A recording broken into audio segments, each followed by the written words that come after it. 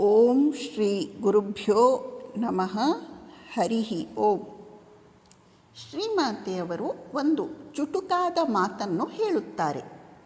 ನೀನು ಒಬ್ಬ ಪ್ರತ್ಯೇಕ ವ್ಯಕ್ತಿ ಎಂಬುದನ್ನು ಮರೆತು ಭಗವಂತನೊಂದಿಗೆ ಒಂದು ಎಂಬುದನ್ನು ಅರ್ಥ ಮಾಡಿಕೊಳ್ಳಲು ಪ್ರಯತ್ನಿಸು. ನೀನು ಒಬ್ಬ ಪ್ರತ್ಯೇಕ ವ್ಯಕ್ತಿ ಎಂಬುದನ್ನು ಮರೆತು ಭಗವಂತನೊಂದಿಗೆ ಒಂದು ಎಂಬುದನ್ನು ಅರ್ಥ ಮಾಡಿಕೊಳ್ಳಲು ಪ್ರಯತ್ನಿಸು. ಈ ಮಾತಿನ ತಾತ್ಪರ್ಯ ಏನು?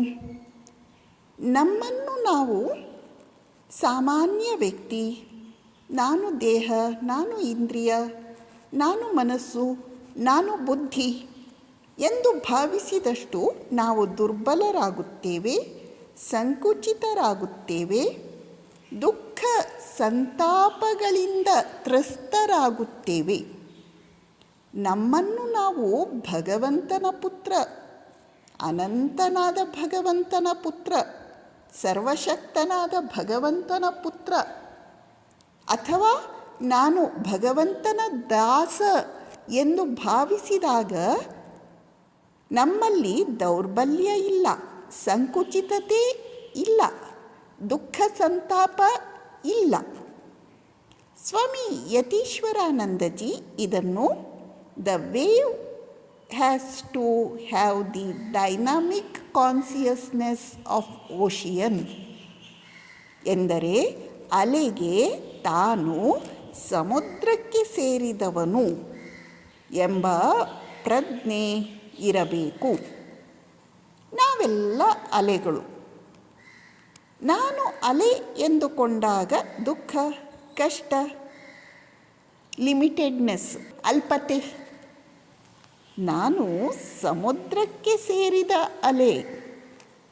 ಅಲೆಯ ಹಿಂದೆ ಸಮುದ್ರದ ಶಕ್ತಿ ಇದೆ ಎಂದು ಭಾವಿಸಿದಾಗ ದೌರ್ಬಲ್ಯ ಇಲ್ಲ, ದುಃಖ ಇಲ್ಲ, ಅಲ್ಪತೆ, ಲಿಮಿಟೆಡ್ನೆಸ್, ಸಂಕುಚಿತತೆ ಇಲ್ಲ. ಆದ್ದರಿಂದ ನಮ್ಮನ್ನು ನಾವು ಸಣ್ಣವರೂ ಎಂದು ಭಾವಿಸಬಾರದು. ನಾವು ಭಗವಂತನ ಪುತ್ರ, ಸರ್ವಶಕ್ತನಾದ ಭಗವಂತನ ಪುತ್ರ ಎಂದು ಭಾವಿಸುತ್ತಿರಬೇಕು.